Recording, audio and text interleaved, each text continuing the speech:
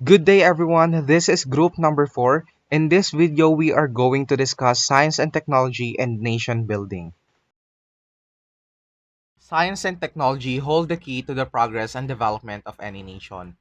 Technology plays a fundamental role in wealth creation, improvement of the quality of life, and real economic growth and transformation in any society. In the Philippines, the Department of Science and Technology, or DOST, is the agency concerned with advancing the country's scientific and technological capacity. The department is mandated to provide central direction, leadership, and coordination of scientific and technological efforts and ensure that the results therefrom are geared and utilized in areas of maximum economic and social benefits for the people. This is Executive Order 128, 1987. Aside from this, the DOST has existing projects. The list of projects are visible on your screens. Other programs that are supported by the government includes Philippine American Academy of Science and Engineering or PAASE, the Commission on Higher Education or CHED, and the Philippine Congress. These policies, projects, and programs that were established, developed, and supported by the concerned government agencies are shaped by several factors: national goals, international treaty, legal frameworks, and the country's social needs, issues, and problems. There are four major development programs in science and technology. One of the development programs in science and technology is providing scholarships for undergraduate and graduate studies of students in the field of science and technology. Based on the Republic Act No. 7687, or also known as the Science and Technology Scholarship Act of 1994, provides for scholarships to talented and deserving students. Some major contribution of this are help students to perform well, helps in broadening research and collaborations. Lastly, gain better technology and expert human workforce.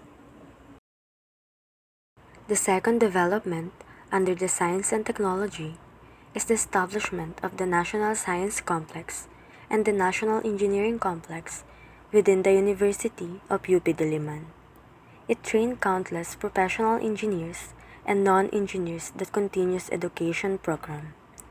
It is also the forefront of engineering research and development in the country because of the specialized research centers. We also have our own space technology program called the Space Technology and Applications Mastery, Innovation and Advancement Program, also called Stamina for Space. In this program, it intends to further build deep knowledge that will enable and sustain the growth of a local scientific industrial foundation in space technology and applications in the Philippines. They also use small satellite named Diwata 1, Diwata 2, and Maya 1 as a platform to generate data in our science Earth observation, to innovate aerospace technology, to lead a stronger local ecosystem, and to develop highly trained science and technology workers in our country. If we have a device that can generate the data from outer space, we also use a technology that can understand the lightning and thunderstorm for extreme weather or ULAT. It is a collaborative research and development that aims to conduct the use of lightning and cloud measurements to improve the forecasting of extreme or short-term localized weather events. In addition, ULAT is also developing a ground receiving station in Dumangas, Iloilo to give further communication capacity with Philippine microsatellites. These are some Filipino personalities in science and technology. First, Gregorio E. Zara. In 1930, he discovered the physical law of electrical kinetic resistance known as the Zara effect, which involves the resistance to the passage of an electric current when contacts are in motion.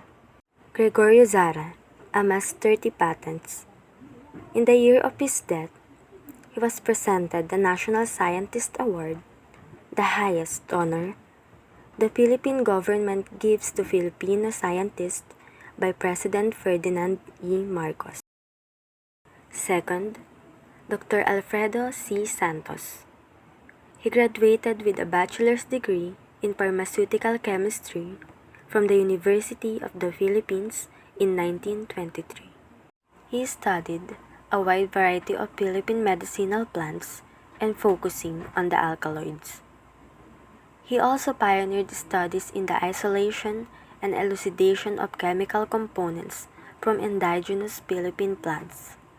In particular, he studied alkaloids, organic compounds that can be derived from plants and mostly contain basic nitrogen atoms.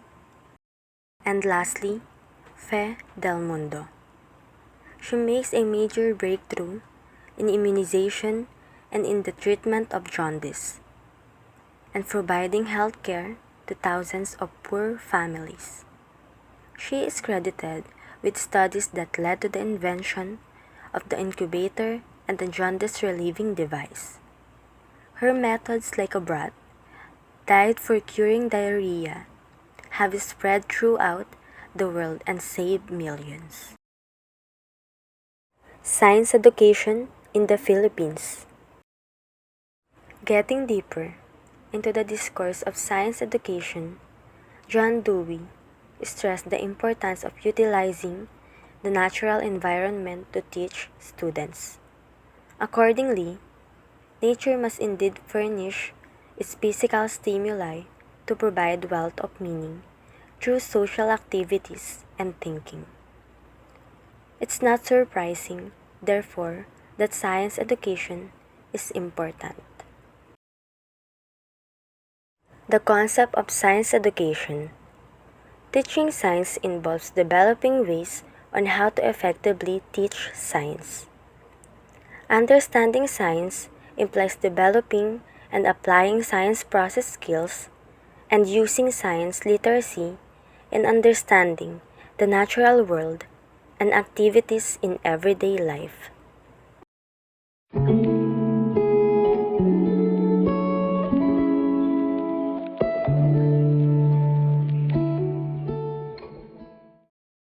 The indigenous science and technology in the Philippines. Before proceeding to the main topic, which is the indigenous science and technology, let us first introduce the foundation behind it, generally known as indigenous knowledge system. It is embedded in the daily life experiences of young children as they grow up, such as cultural tradition of regional, indigenous, and local communities. Having no proper education system, their parents and other older folks serves as their first teacher through oral teaching as a transmission of information. These are evident in stories, poems, and songs of their community. Indigenous science is a part of indigenous knowledge system practiced by different groups of people and early civilizations. It includes complex areas of knowledge, expertise, practices, and representation that guide human societies in their innumerable interaction with natural milieu, such as agriculture, medicine, naming and explaining natural phenomena, and strategies for coping with a changing environment. Indigenous science includes everything from metaphysics to philosophy and various practical technologies. This is also part of culture, and how science is done largely depends on the cultural practices of the people. The examples of indigenous knowledge that are taught and practiced by indigenous people are as follows. 1. Prediction of weather by observing animals' behavior and celestial bodies. 2. Preserving foods such as etag, the Cordillera's traditional way of preserving pork. 3. Herbal medicine like coconut used for the hair. 4. Indigenous technology through pottery, weaving, and finer metalcraft. 5. Producing wines from tropical fruits like tape, which is known as rice wine from Banawe and Mountain Province. 6. Most of the indigenous people build houses on a hillside and learn building local irrigation and many more. To prepare for a smooth transition to an information society, to improve the quality of life, and to create a new culture suitable for the new society.